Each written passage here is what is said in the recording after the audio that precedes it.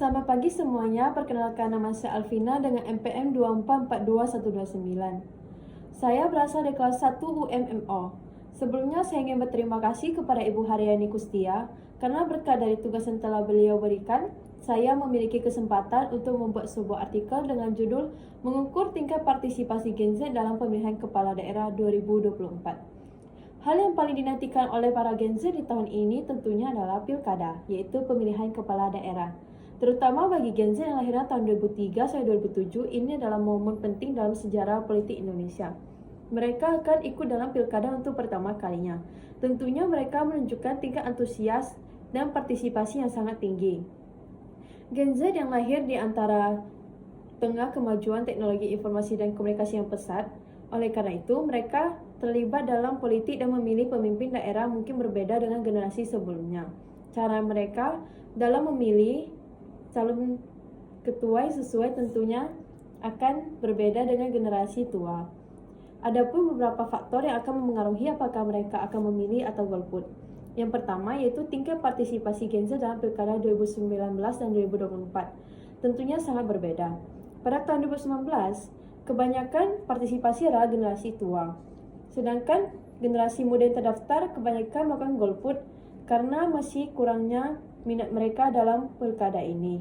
Yang kedua, faktor yang mempengaruhi partisipasi Gen Z dalam pilkada 2024. Faktornya yang pertama itu akses terhadap informasi yang sangat mudah didapatkan. Pada saat ini, media dan informasi semua bersifat transparansi dan dapat didapatkan dengan sangat mudah.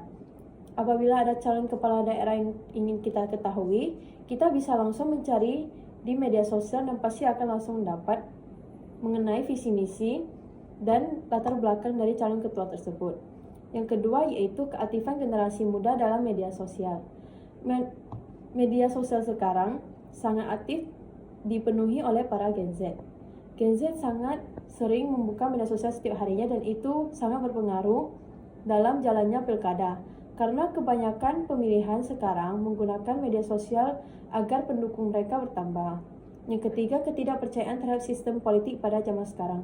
Generasi muda sekarang percaya bahwa politik itu penuh dengan manipulasi, kebohongan, dan janji palsu. Sehingga itu sangat mempengaruhi dalam golput. Karena ketidakpercayaan tersebut membuat mereka tidak ingin mengikuti pilkada karena menurut mereka itu tidak penting. Berikutnya itu kepekaan Gen Z terhadap isu sosial. Generasi zaman sekarang, para generasi muda sangat peduli terhadap isu sosial, contohnya seperti lingkungan. Sehingga apabila ada calon yang mengangkat isu tersebut, hal itu akan sangat berpengaruh dan membuat para Gen Z antusias untuk mengikuti dan memilih calon tersebut. Berikutnya adalah pengaruh lingkungan sekitar terhadap tingkat golput, yaitu FOMO. Apabila teman-teman sekitar atau keluarga sekitar dari kita memilih untuk golput, pasti kita juga akan terhasut untuk mengikuti hal tersebut. Tetapi apabila di lingkungan sekitar kita pada semangat untuk mengikuti golput, maka kita juga akan tertarik untuk mengikuti hal tersebut. Itu 3 tantangan dalam meningkatkan partisipasi Gen Z. Dalam meningkatkan keinginan Gen Z untuk mengikuti golput ini, dalam mengikuti pemilu ini tentunya sangat banyak tantangannya. Karena Gen Z ini sangat berhati-hati dalam memilih dan sangat teliti dalam mencari tahu sesuatu. Apalagi zaman sekarang media sosial sangat mudah untuk mendapatkan informasi.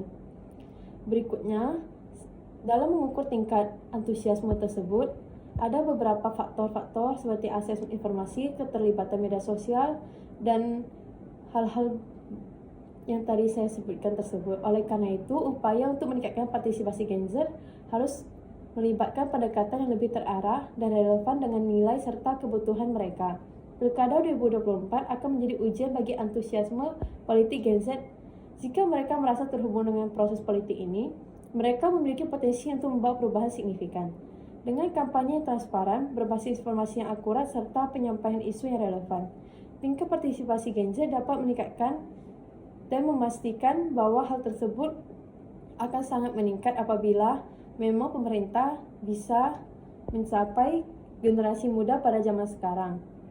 Sekian dari saya, terima kasih dan mohon maaf apabila ada salah dalam pengucapan.